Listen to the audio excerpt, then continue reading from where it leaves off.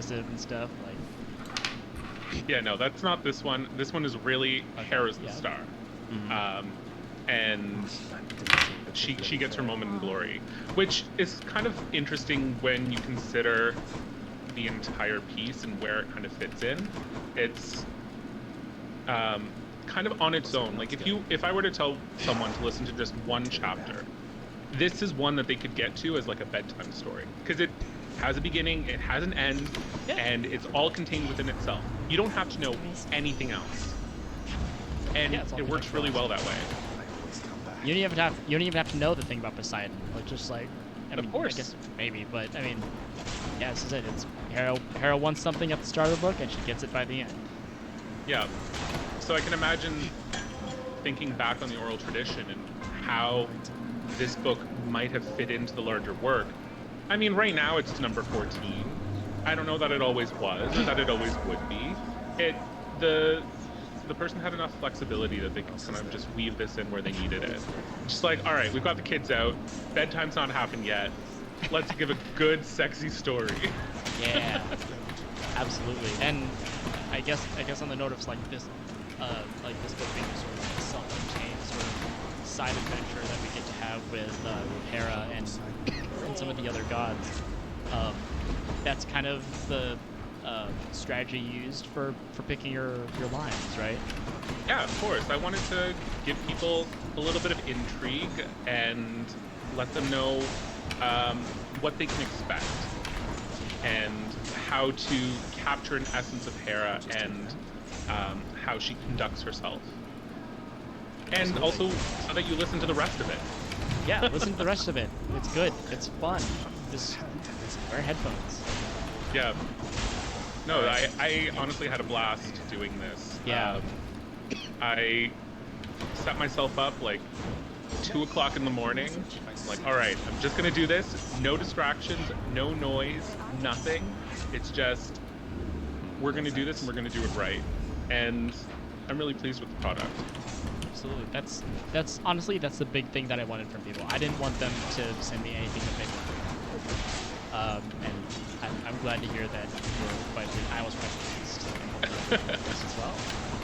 And I mean, this is not something I've ever done before. I mean, when I started, I was using the microphone that came with my cell phone 6 years ago. Were you? Oh no. When I did those initial, you did upgrade your setup for this, didn't you? Yeah. I was like, Bubbo, I need you. Tell me what's good on Amazon. And Bubbo was phenomenal. And I know that there's, for the people that are really into audio tech, there's a lot of ways it can go. But we were able to really find a nice balance, and I've been using it and it's been phenomenal. I mean, through this pandemic, like, having a good AV setup at home for meetings or for whatever else, invaluable. Yeah, for streaming and stuff, for your board games over Discord, like that's like it helps to have like a non-terrible sound quality. Exactly. And when people are acting up, I can take a note from Hera and like lean in and maybe do a little bit of ASMR and get that competitive advantage in board games. All right. Well, on that note, let's hear from your book. Are you ready? All right, let's go. All right, the floor is yours. Now Hera, poised on her golden throne, looked down, stationed high at her post, aloft Olympus's peak. At once she saw the Sea Lord blustering strong in the war where men win glory. Her own brother, and husband's brother too, and her heart raced with joy. But then she saw great Zeus at rest on the ridge, and the craggy heights of Ida gushing cold springs, and her heart filled with loathing. What could she do, Queen Hera wondered, her eyes glowing wide? How could she outmaneuver Zeus, the mastermind? This Zeus with his battle shield of storm and thunder. At last, one strategy struck her mind as best. She would dress in all her glory and go to Ida. Perhaps the old desire would overwhelm the king to lie by her naked body and make immortal love. And she might drift in oblivious, soft warm sleep across his eyes and numb that seething brain. It's awesome. That's why if there are any doubters in chat, that's it. I needed that fabulousness that Arctos just brings. Like, this book needs that. It's so great. That was fun. That was fun to listen to. I loved it. That was really good. Thank you so much. I spared people, but there's some juicy bits right after, so definitely do listen to this. It gets quite titillating. Oh yes, very. Anyway, thank you again for your time and for your energy. Really appreciate it. I'm stoked that I was able to get you, and as I put you where I wanted, and I got exactly what I wanted, which is a rarity. And thank you for putting so many hours, so much time and effort and energy into this. It's not easy, and you did a fantastic job. So thank you. Thank you. I appreciate that. Any parting words before we move on to our next reader? If anyone wants to come play board games, let me know. Right, let them know. I play every Wednesday night, 7:30 p.m. Eastern. Everyone's welcome. Send me a message, find me, and everything's accessible. Nothing takes more than 3 to 5 minutes to learn, and everyone's more than welcome. Maybe now that I'm done with this project, maybe I'll have some time. Awesome. Look forward to it. Anyway, I'll be right back. Don't go anywhere, everyone. All right. Cheers. Peace out.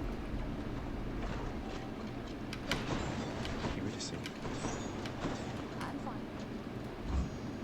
Sounds good. Can't do that. See you. Bye, bye.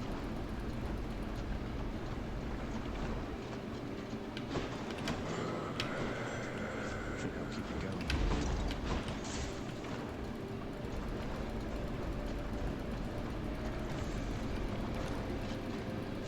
I'm back, but I need to kill you once again.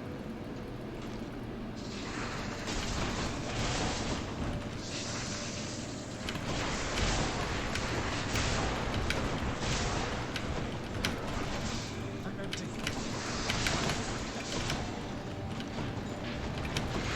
I can't. It needs an egg anyway.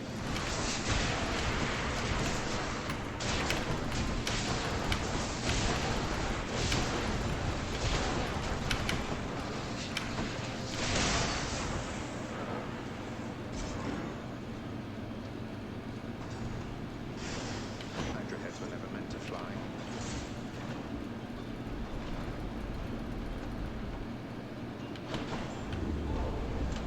Short work of the Hydra that I did. Just what I need, except Q6 hold power. Next region. And we're back with Guardian. Guardian, how are you doing? Doing well. Doing well. Thanks so much, Rez. Yeah, absolutely. Thanks for being here, and thanks for lending your reading skills to the project. Not at all. And I want to wish you a very happy Father's Day from the vibing waiting stream. This is your child, after all. So this is his birthday. Sure. No, you're right. I mean, I guess the moment you are born, you are celebrating your birthday. So, not that I'm the one being born. That's weird. Yeah. That's why it's Father's Day. Yeah, sure. Not sure how I feel about that, but yeah, we'll go with it. I'll take it. Anyway, you're one of. Let's see, we did an episode of Blood and Toxins, Yes. and a significantly more degenerate show than what we're putting on right now. I had nothing to do with that. That was No. all the hosts, I believe. I'll accept that. But you're like a long-standing member of Hades community. You sort of stepped down a little bit. Yeah, which as of I mean late, that but- happens to everybody. But yeah, I was one of the earliest people in. Not the earliest. Definitely not the heights of that, but yeah, back in early access. I knew this game would be big. It's Super Mario Giant games. They no misses. So I was No like, miss. this game is gonna have a good community, and I was really hoping that I was like, ground floor. I'm coming in here because this is gonna be at a GDQ. I called it right from day one, and I was really hoping. My goal was I was gonna be at that GDQ when we ran it, and then coronavirus happened. So hopefully sometime in the future, the stars will align once more. Yeah. And I was lucky enough to be on the couch, but Yeah, that would have been wild. So, for those of you who don't know me, my name is Guardian Roborn. As you can see below me, I have no socials to speak of. I'm not really one of the big streamers in the community, not have much to my name, but I was very happy to help out with this project when Chris asked. I was assuming it was because he owed me for running D&D for him and some of the other Hades speedrunning guys, which was a blast. in reality, you were doing me another favor. Yeah. Playing D&D with good folks is all I ever really want to do. So that was a pleasure on my end. I'm glad you walked away from that experience, but that's what we're doing. Yeah, well, it was. The gamers are good. It was you. It was Satan is a chill guy. It was Dunk. Museus, and Dunk. I think that was everybody. So a more ragtag group of jerkwads I could never have asked for. We're not that ragtag. Museus doesn't have much rag or tag about him. I think he was playing the only character that had his shit together, if I remember correctly. Maybe yours as well. Maybe. Everyone else, I want you to know, he named his character Leap of Logic, and it should only take you a second to figure out why his character would have gone with a name like that. If you can't, just think about it. You'll get there. Leap of logic. He shared the big brain, our favorite wrist, big brain. Absolutely. But yeah, one thing that stands out to me the most about like when I asked you to get on the project was you requested like at the start of the project. I did a whole survey. I was like, hey, what kind of books would you like to read? Do you have any specifics? And you were one of the few people who gave me a specific book, and it was this one, book 21, Achilles Fights the River. Achilles Fights the River. And I have you to thank for that part. So I've been into like fantasy and mythology, and everyone who's into mythology is into Greek mythology. It's probably most popular for since I was a kid. And I have older brothers, and my mom has a bunch of old like classic literature books. So in our basement we have a bookshelf of just like old Shakespeare books and old Penguin House, just all the classics. And I think we had the Iliad at some point. I actually went down to see if I could find it, and it wasn't there anymore. We had 2 copies of the Odyssey, but not the Iliad. So Guess that means I one is think- more popular? yeah, probably. And so I think sometime as a kid, I stumbled upon it, Greek mythology, and I was a little too young to kind of get through the whole thing back then. It's a little dense, but I think I skimmed through it, just to say that I did. And I didn't remember much from it, but when you asked me about this project and I started looking into it again, we actually talked a little bit. Like I'd read through the brief synopses you put up, and when we were talking about it, I was like, Achilles Fights the River. That sounds familiar, and I kind of sent my mind back into the ages and remember. Yeah, and I remember that was something that happened, which is it doesn't get more just goofy side quests, mythologic. I mean, yeah, you can tell by It the is name. very it is big fantasy. That's something you do in D&D, right? And the river gets up and fights you, and the player's like, you what? You can't do that. I can run that yeah. counter. Yeah. So That's a whole I was counter. I was like, I wanted to do that.